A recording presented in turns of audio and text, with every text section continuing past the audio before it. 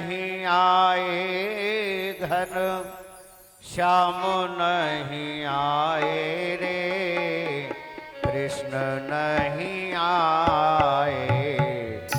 बैठी रहूं यमुना पे आस लगाए, श्याम नहीं आए घन श्याम नहीं आए रे, कृष्ण नहीं आए। बैठी रहूं यमुना पे आस लगाए।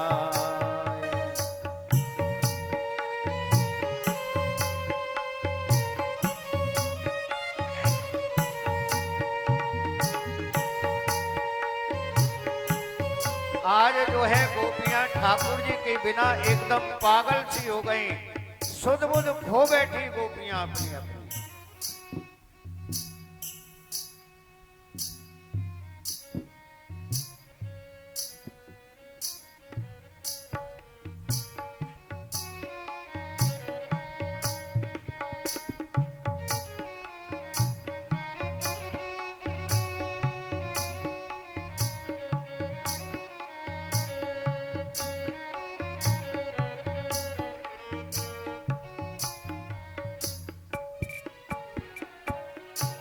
तेरे दरस बिन दुखी में संवरिया, तेरे दरस बिन दुखी में संवरिया।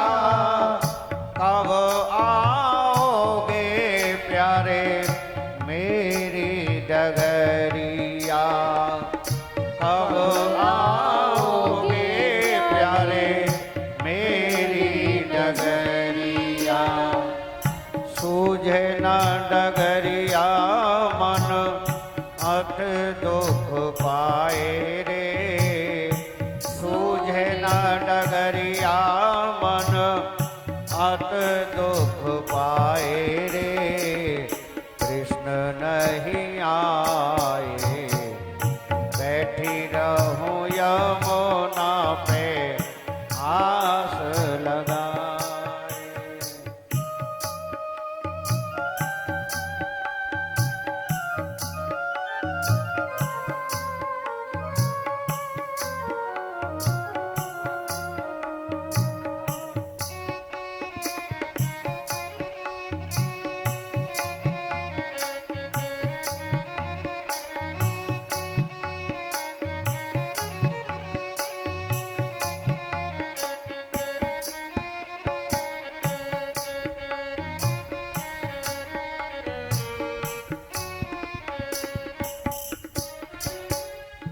कैसे मैं जाऊं घर सूझे ना डगरिया, कैसे मैं जाऊं घर सूझे ना डगरिया।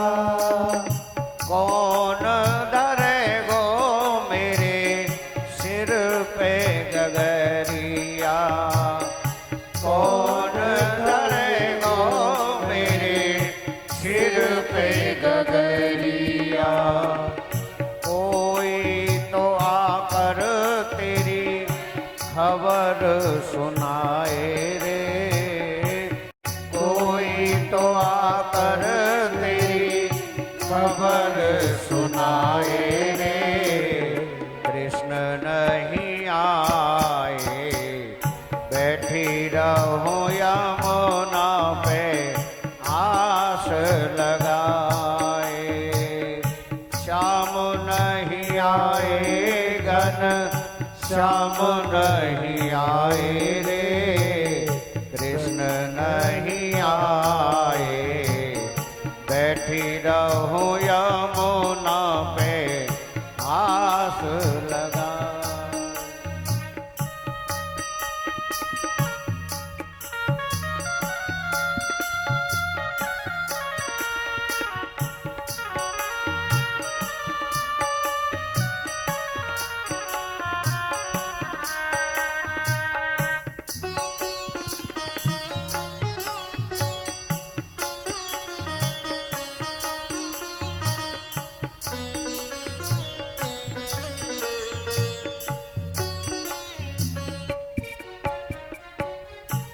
मन में बसी है सामरी सुरतिया, मन में बसी है सामरी सुरतिया। कैसे कटेगी मेरी सारी उमरिया, कैसे कटेगी मेरी सारी उमरिया। बारी उमरिया मेरी मन घबराए रे, बारी उमरिया मेरी मन घबराए रे। कृष्ण नहीं आए बैठी रहूं यमुना पे आस लगाए, बैठी रहूं यमुना पे आस लगाए।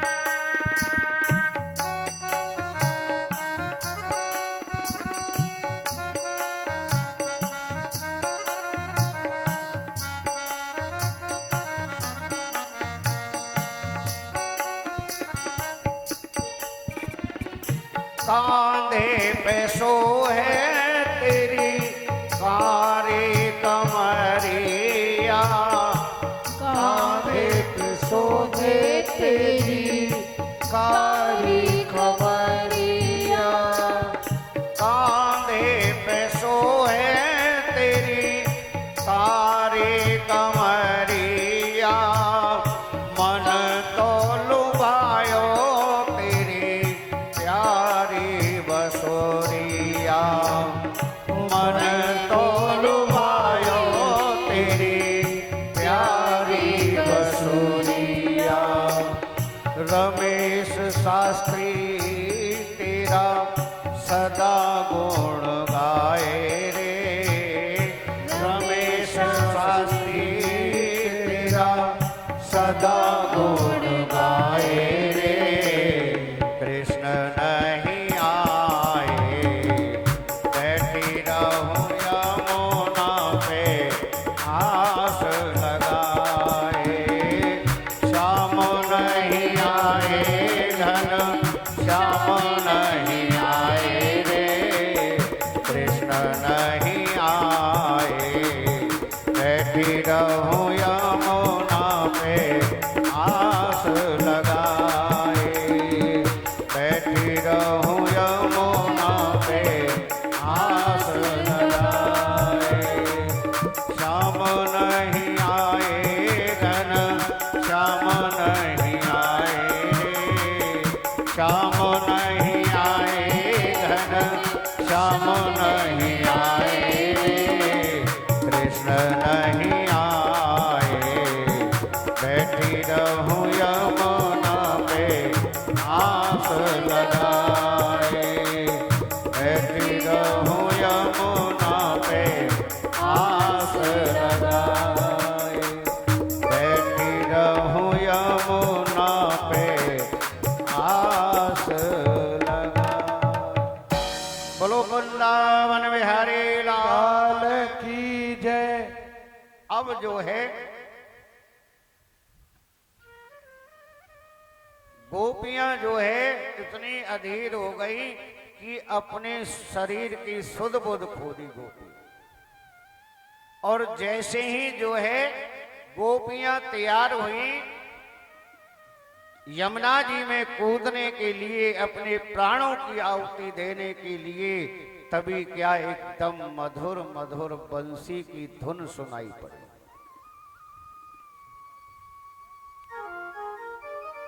जब मधुर मधुर बंसी की धुन सुनाई दी गोपियों को, अब गोपियों ने जो है चारों तरफ जब देखा और क्या देखा कि एक कदम के वृक्ष पर जो है बैठ करके ठाकुर जी श्याम सुंदर कन्हैया जी मधुर मधुर बंसी बजाया। अब जो है सब गोपियों ने जाकर के जो है घेर लिया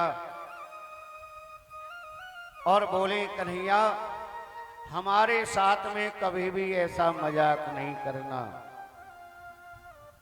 ठाकुर जी बोले, तुम लोगों ने भी तो किया था। क्या कहा था? तुम्हारे बिना हमारा कोई वर्चस्व नहीं है। तुम कौन हो? तुम्हारे पीछे ही मुझे सब पूछते हैं। अरे हम तो ऐसे ही कह रही थी, गोपियां आपसे विनोद में मजाक में कह रही थी, तो मैं भी जो है मजाक में अंतर्ध्यान हो गया। नहीं, ऐसा मत करना।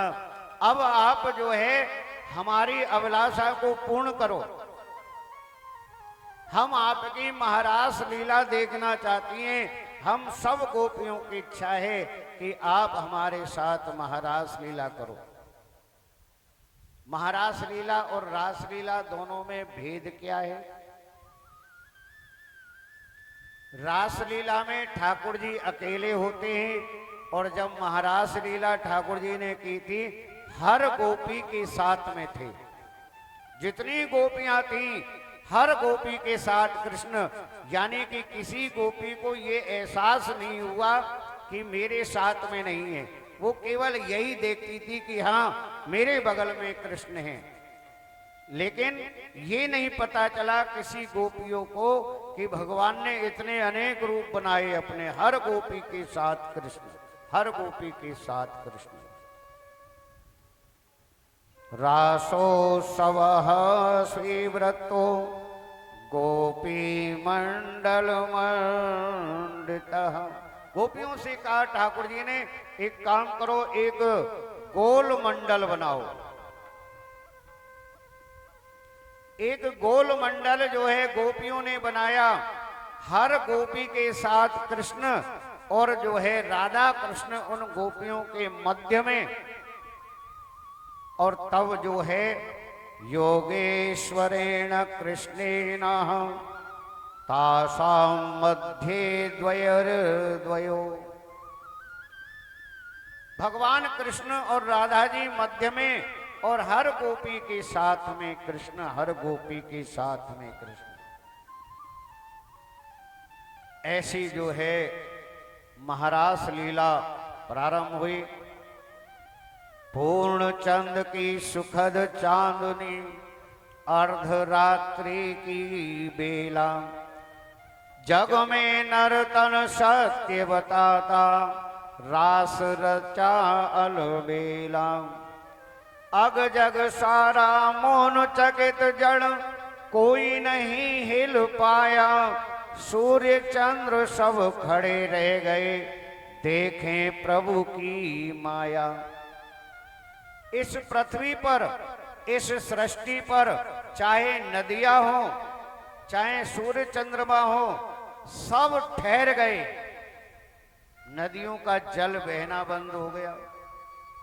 सूर्य और चंद्रमा दोनों एक साथ आकर के ठहर गए, और भगवान की इस अद्भुतमयी रास लीला को देखने के लिए रात्रि के समय, अर्धरात्रि की बेला, ऐसा प्रकाश हो रहा था कि हम जो है हजारों लाइट लगा दें तब भी ऐसा प्रकाश नहीं होगा उस महारास लीला में, और ऐसा ही प्रकाश हो रहा था। इसी जो है महारास लीला के दर्शन तो भगवान भोलेनाथ करने भी आए थे। अब आप ये मत समझो कि एक ही रात में महारास लीला हो गई। बताऊंगा आपको कितने समय तक ये भगवान की, यानी वो रात्रि थी, कितनी बड़ी रात्रि हुई। शंकर भगवान आए भगवान की महारास लीला के दर्शन करने के लिए। भगवान शंकर को रोक दिया गोपियों ने, आप नहीं जा सकते, आपका प्रवेश वर्जित है। क्यों? भगवान की महारास लीला में केवल गोपियां ही जा सकती हैं, गोपियां ही जा सकती हैं और कोई नहीं जा सकता। कि अच्छा कि हाँ गोपियों का ही प्रवेश है, तब भगवान शंकर भोलेनाथ जो है गोपी बने। तभी तो वृंदावन में गोपेश्वर भगवान विराजमान है। आज भी बिल्कुल जो है संध्या के समय जल नहीं चढ़ता, केवल भगवान का जो है गोपियों का सा ही श्रृंगार होता है। आज भी गोपेश्वर महादेव गोपियों की तरह ही श्रृंगार होता है, क्योंकि भगवान शंकर जो है गोपी बने, तब उनको जो है भगवान की रासलीला में सम्मिलित होने की एंट्री मिली, नहीं तो नहीं मिलती। ऐसी जो है भगवान की रासलीला हुई। उसी रासलीला में भगवान की रासलीला में कामदेव भी आया भगवान कृष्ण को परास्त करने के लिए। लेकिन भगवान श्री कृष्ण कौन है? योगियों के भी योगी हैं, योगेश्वर भगवान श्री कृष्ण। हार गया, थक गया जो है कामदेव को भी वापस जाना पड़ा। ऐसी जो है भगवान की रासलीला हुई। वेणु राग वस धैन वस प्रभु दिन वन नहीं सोय, गौ सम हम गोपीत बिरहन वे के रोय। गोपियों के साथ में महारास लीला की, और वो रात्रि जो है वो महारास लीला भगवान की 6 महीने तक चली। एक रात्रि 6 महीने के बराबर हुई, और संसार के किसी भी प्राणी को पता नहीं चला। जब महारास लीला संपूर्ण हुई और गोपियां जाने लगी, तब ठाकुर जी ने कहा कि पता है तुम्हें कितना समय हो गया यहाँ आने हुए? गोपियां कहने लगी प्रभु चाहे जितना भी समय हो गया हो, लेकिन हम तो ये चाहती हैं कि आपकी ये महारास लीला चलती रहे, चलती रहे। कन्हैया जी ने कहा कि गोपियों अपने घर से आए हुए तुम्हें 6 महीने हो गए। अब तो गोपियां घबरा गई, बोले अब हमें घर में कौन रखेगा, सब निकाल देंगे। बोले कि कन्हैया ये क्या किया, 6 महीने हो गए हमें, पता ही नहीं चला। बोले हाँ 6 महीने के बाद वापस जा रही हो अपने घर। बोले कि अब क्या होगा कन्हैया, अब हमें कौन रखेगा, कहाँ जाएंगी? ठाकुर जी बोले कुछ नहीं होगा, किसी को कुछ पता ही नहीं। संपूर्ण सृष्टि को रोक दिया भगवान ने। रात्रि ही चलती रही और किसी भी चराचर जीव को पता ही नहीं चला कि एक रात्रि 6 महीने के बराबर हो गई। ठाकुर जी ने कहा गोपियों से कि तुम जाओ, चिंता मत करो, किसी को कुछ पता नहीं है, और तुम पहुंच जाओगी तब जा करके ये संपूर्ण सृष्टि फिर वैसे ही काम करने लग जाएगी। जब गोपियां जो है लौट करके आ गई, प्रातः काल हो गई, अपने अपने काम में जो है गोपियां सब लग गई अपने अपने घर के कामों में, और किसी को कुछ पता ही नहीं चला। इतनी बड़ी जो है भगवान की महारास लीला हुई। भगवान ने अरिष्टासुर, केसी और व्योमासुर इन राक्षसों का वध किया। गाय चराते हुए इनका जो है वन में वध किया। अब इस प्रकार की लीलाएं गिरिराज पर्वत को उठा लिया, अनेक जो है राक्षसों का वध कर दिया। जन्म लेते ही पूतना को मार दिया, अगासुर को मार दिया, बकासुर को मार दिया। अब कंस जो है बड़ा बेचैन हो गया। कंस जो है बड़ा बेचैन हो गया कि यही मेरा शत्रु है, अब और कहीं ध्यान नहीं देना चाहिए, मुझे केवल इसी पर ध्यान रखना चाहिए। अपने मंत्रियों के साथ में कंस विचार करने लगा, क्या किया जाए कृष्ण और बलराम को, कैसे मरवाया जाए। किसी ने कुछ कहा, किसी ने कुछ कहा।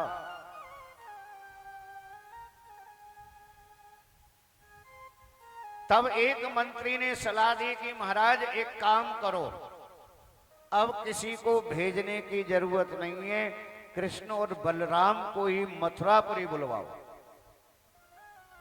मथुरापुरी कृष्ण बलराम को कैसे बुलवाएं, कौन भेज देगा, कैसे आ जाएंगे।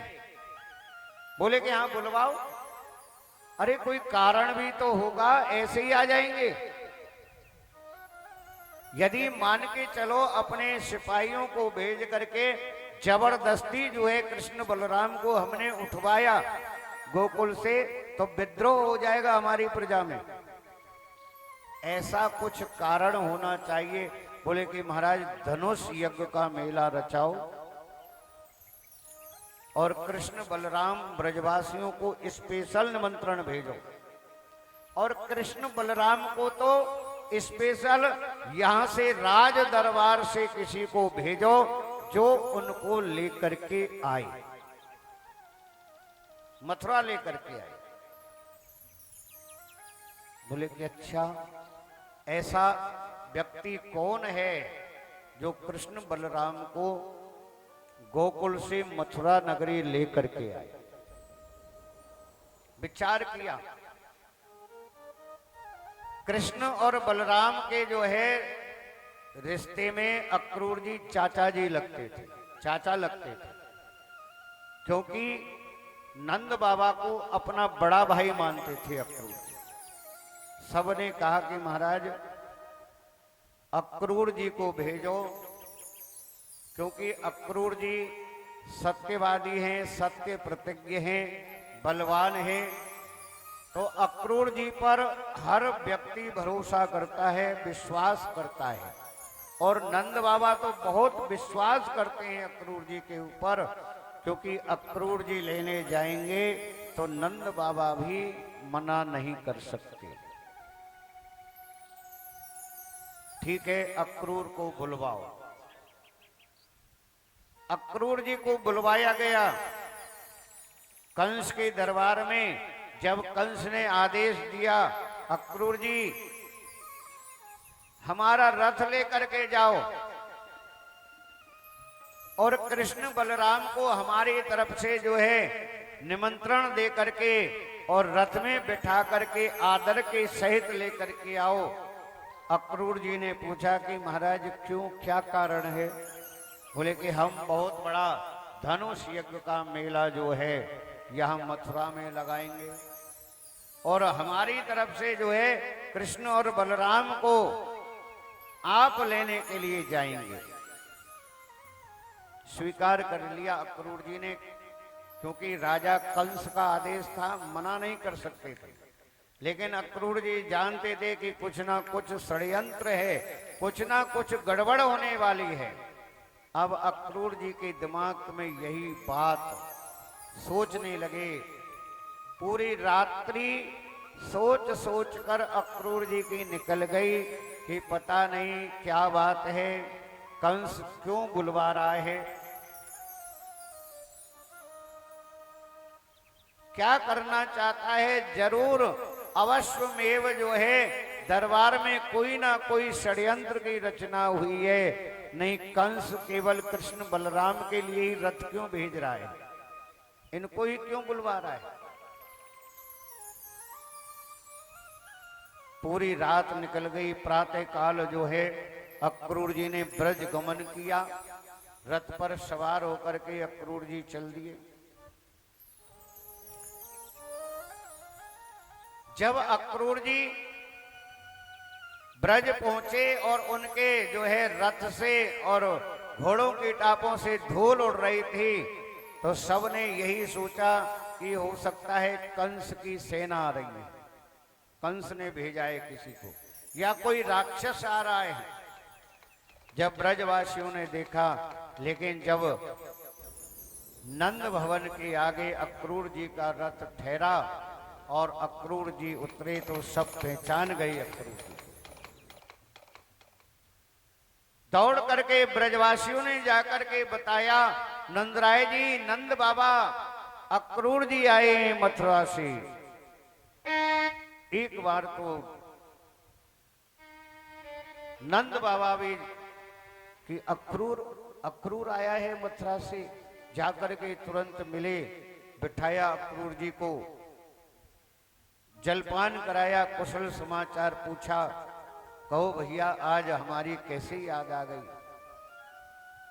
अक्रूर जी बोले कि बस नंदराय जी, आप लोगों से मिलने का मन किया,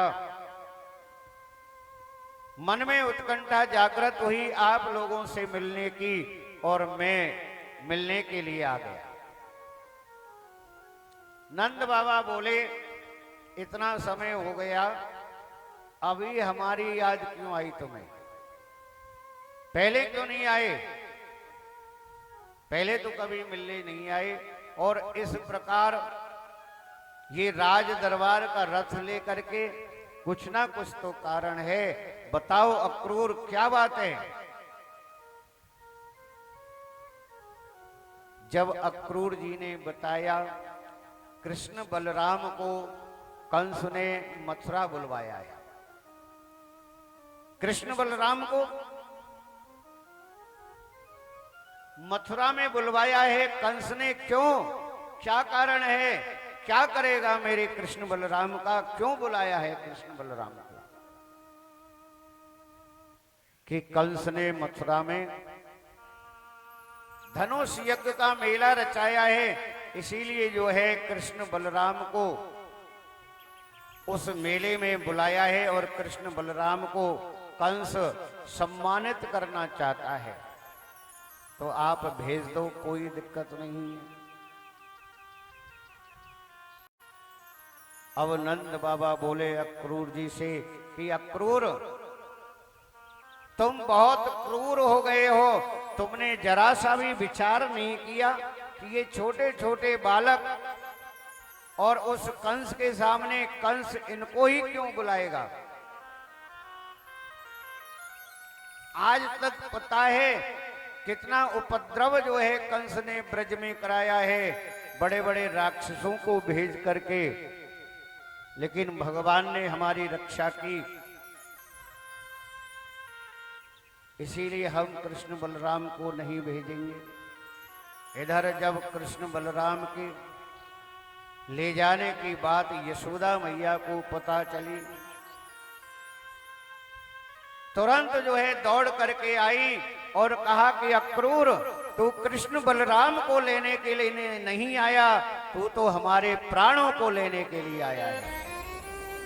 जब कृष्ण बलराम नहीं रहेंगे तो हमें जीने का क्या फायदा है? ऐसा कर, हमें भी साथ में ले चल, हमें भी साथ में ले चल। बहुत समझाया क्रूर जी ने यशोदा मैया को कि ऐसी कोई बात नहीं है, हम यदुवंशी मथुरा में बैठे हुए हैं, हम रक्षा करेंगे कृष्ण बलराम की। अरे तुम क्या रक्षा करोगे? वो राजा कंस है, इतनी बड़ी सेना है उसके पास, वो कुछ भी कर सकता है। कृष्ण बलराम को कैसे जीवित छोड़ेगा वो? बाहर से खेल करके कृष्ण और बलराम आए, अक्रूर जी को देखा तो प्रणाम किया, और फिर जब यशोदा मैया को रोते हुए देखा, नंद बाबा को भी जब दुखी देखा, तो पूछा, बाबा क्या बात है? अक्रूर जी का भी सर झुका हुआ नीचे की तरफ। क्या बात है? आज कैसे जो है मथुरा से हमारे चाचा जी पधारे, क्या काम है बताओ? बोले कि जाओ बेटा, तुम अंदर जाओ, तुम्हारे बताने की बात नहीं है। बोले नहीं, बताओ, हम सब सुनना चाहते हैं। तुम इतने सब दुखी क्यों बैठे हुए हो? क्या कारण है, बताओ। जब जिद की तो नंद बाबा ने कहा कि बाहर जो रथ खड़ा हुआ है, ये अक्रूर जो है उस रथ को लेकर आए हैं तुम दोनों भाइयों को ले जाने के लिए। मथुरा राजा कंस ने बुलवाया है धनुष यज्ञ का मेला देखने के लिए। कृष्ण बलराम बोले कि तो इसमें क्या बात है, हम जाएंगे। तैयार हो गए। अरे नहीं लाला, तुम जानते नहीं हो, कंस बड़ा क्रूर है, बड़ा दुष्ट है, बड़ा नीच है। तुम दोनों को मथुरा में ही मरवा देगा। कन्हैया जी बोले कि बाबा चिंता मत करो, हम दोनों भाई जरूर जाएंगे, मथुरा जाएंगे और धनुष यज्ञ का मेला भी देख करके आएंगे। तैयार हो गए। अनेक प्रकार से नंद बाबा और यशोदा मैया को समझाया। अब इधर जो है गोपियों को और ग्वालों को पता चला कि जो रथ आया है इसमें अक्रूर जी मथुरा से आए हैं और कृष्ण बलराम को मथुरा नगरी ले जा रहे हैं। ग्वाल वाल आ गए और कहा कि अक्रूर जी हम भी चलेंगे कन्हैया के साथ। बोले कि ठीक है, आप लोग भी चलो, कोई बात नहीं।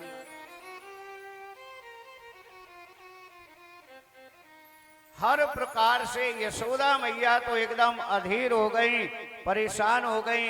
लेकिन जब कन्हैया जी ने समझाया कि मैया तू धैर्य धारण कर और बिल्कुल चिंता मत करे, कंस का काम तमाम करके, कंस को विध्वंस करके हम जरूर लौट करके आएंगे, चिंता मत कर।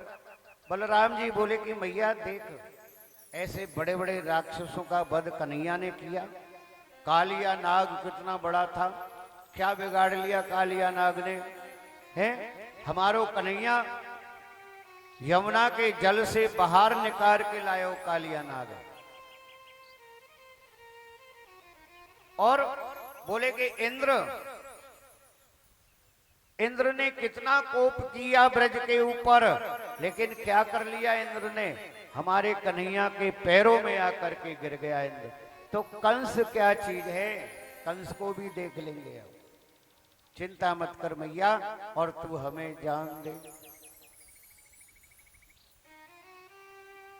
कृष्ण और बलराम अपने ग्वाल वालों के साथ में रथ में सवार हो गए।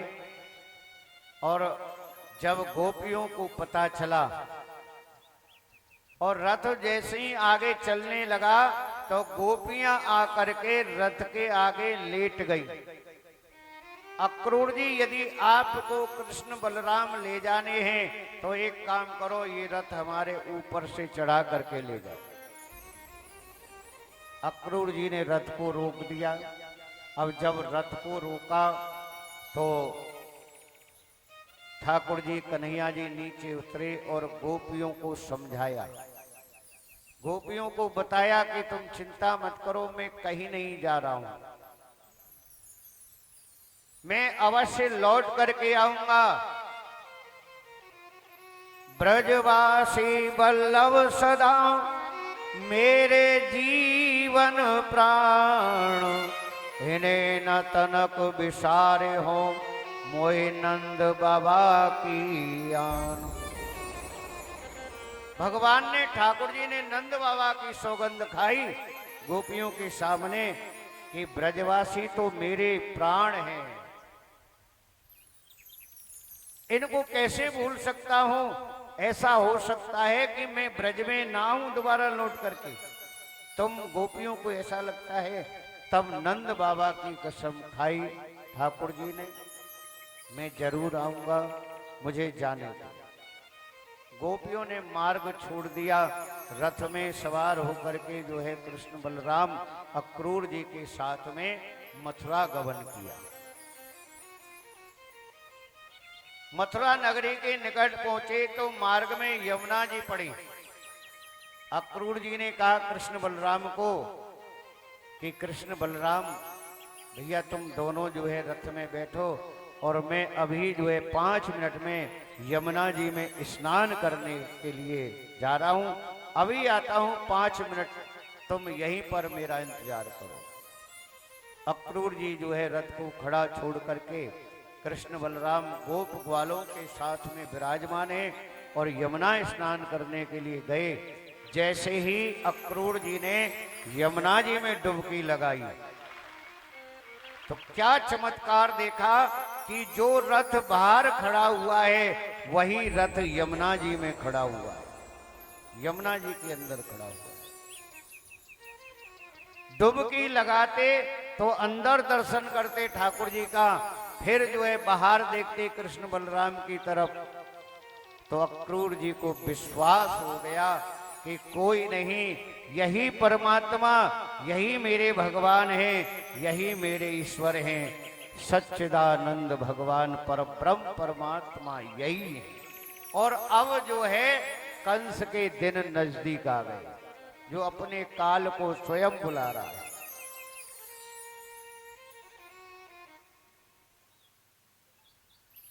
तो इस प्रकार अक्रूर जी को विश्वास हो गया, तुरंत आए, रथ में बैठे और फिर आगे बढ़े, मथुरा में प्रवेश किया। एक स्थान पर जो है कृष्ण बलराम को ठहरने का प्रबंध था, वहां रथ को रोका। कृष्ण बलराम से कहा कि आप दोनों भाई अपने ग्वाल वालों के साथ में यहीं पर ठहरो, तब तक मैं तुम्हारा समाचार जो है कंस को दे करके आता हूं कि कृष्ण बलराम मथुरा नगरी में आ गए। बहुत ही सुंदर जो है मथुरा नगरी को सजाया गया था। अब कृष्ण बलराम ने और गोप ग्वालों ने कहा कि चाचा जी हम ऐसा करते हैं, आप जाकर के कंस को समाचार दो और हम थोड़ा सा यही दाएं बाएं मथुरा नगरी में थोड़ा भ्रमण कर लेते हैं, देख लेते हैं। हाँ ठीक है, लेकिन यहां पर हर जगह पर कंस के दूत हैं, किसी से यहां झगड़ा मत करना, किसी से अटकना मत, चिंता मत करो, आप जाओ। अब ग्वाल वालों के साथ में जो है सबसे पहले यमुना जी पे पहुंचे ठाकुर जी। अब गोप ग्वाल बोले कि भैया कन्हैया, अरे हम जाकर के इतने बड़े राजा से मिलेंगे हैं, इतने बड़े राजा के सामने, भैया हमने तो आज तक देखा ही नहीं है राजा कैसा होता है। अब जब हम राजा के सामने जाएंगे तो भैया देख हमारे वस्त्र कैसे, हमारे कपड़े कैसे, ये जो धोबी है कपड़ा धो रहा है, रजक नाम का धोबी था जो राजमहल के राज दरबार के वस्त्र धोया करता था। भैया चलो जाकर के हम इससे वस्त्र लें, क्योंकि थोड़ा सा अच्छे कपड़े होने चाहिए। तब तो पहुंच गए, निवेदन किया कि भैया ये वस्त्र आप किसके साफ कर रहे हो? बोले कि पता नहीं, कंस के दरबार के वस्त्र हैं ये।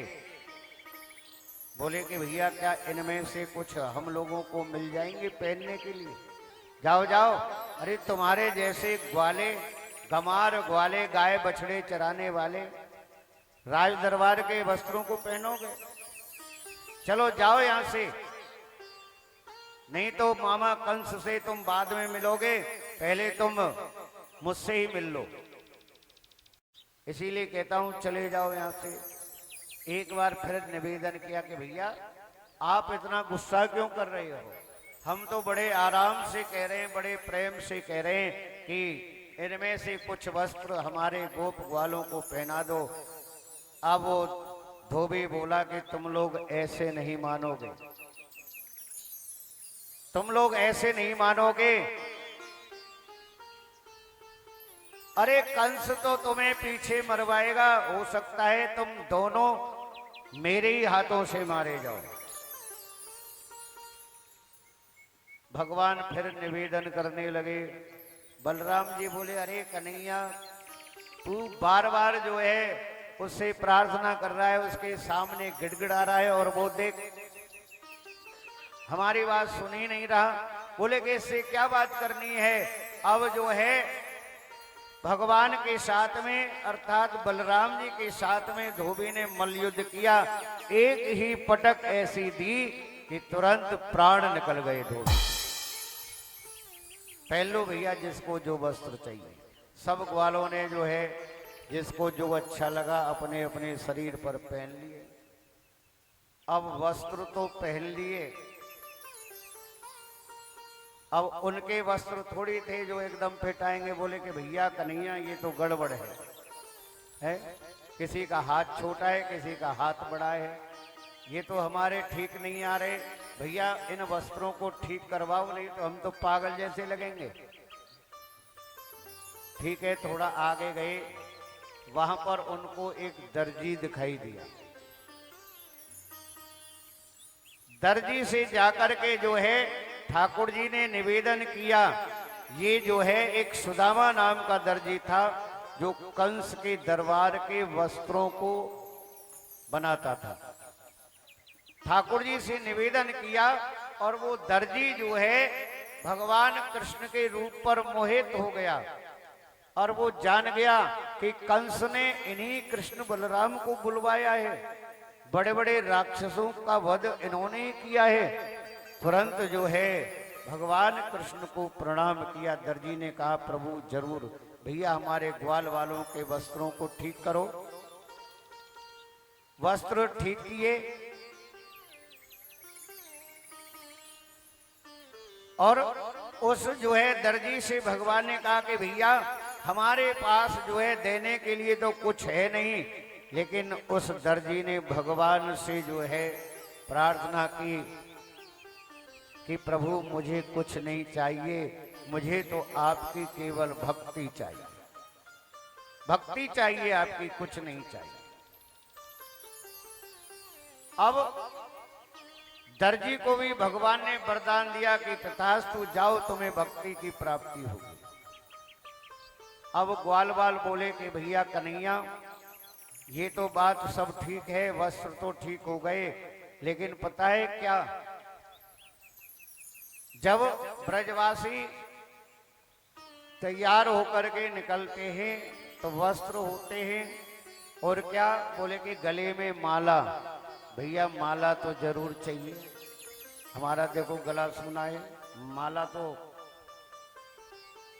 अब एक माली जो है राज दरबार में जो सुंदर सुंदर मालाएं बना करके ले जाता था, वो मिल गया मार्ग में। माली को रोका कि भैया ये माला कहाँ ले करके जा रहे हो? ये माला हम कंस के दरबार में, कंस के दरबारियों मंत्रियों के लिए, महाराज कंस के लिए ले जाता हूं।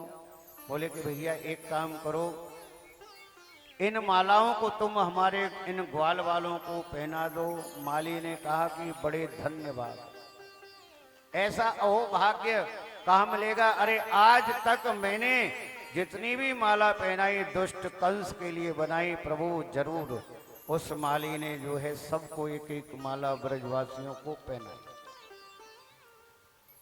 भक्ति का वरदान उस माली ने मांगा, भगवान ने दे दिया, तथास्तु कह दिया। अब गोप ग्वाले बोले कि कन्हैया ये तो सब बात ठीक हो गई, वस्त्र भी हो गए अच्छे, माला भी धारण कर ली, लेकिन भैया हमारी नंबर प्लेट खाली है। तभी तो पहचान होगी कि हम ब्रजवासी हैं, जब तक पूरे माथे पर चंदन न पुता हो। अब जो है एक कुब्जा नाम की दासी जो कंस को बहुत ही सुगंध युक्त चंदन ले जा रही थी, और जब ग्वाल वालों ने और ठाकुर जी ने देखा कि चंदन लेकर के एक कुब्जा दासी जा रही है, तुरंत ठाकुर जी ने उसको रोका और क्या कहा, अरे सुंदरी, ओ सुंदरी, आज तक मथुरा में पहली बार कुब्जा को किसी ने सुंदरी बोला। नहीं, सब उपहास करते थे कुब्जा का। तुरंत उसके पैर रुक गए और ऐसे जो है गर्दन झुका करके पीछे देखा। ग्वाल वालों के साथ में ठाकुर जी पास पहुंच गए और कुब्जा ने कहा, आपने क्या बोला मुझसे कि सुंदरी, मैं आपको कहां से सुंदर दिखाई देती हूं? तब उससे पूछा कि एक बात बताओ, ये चंदन लेकर के कहां जा रही हो? महाराज कंस के दरबार में महाराज कंस के लिए ले जाती हूं, मेरी यही सेवा है, चंदन की सेवा।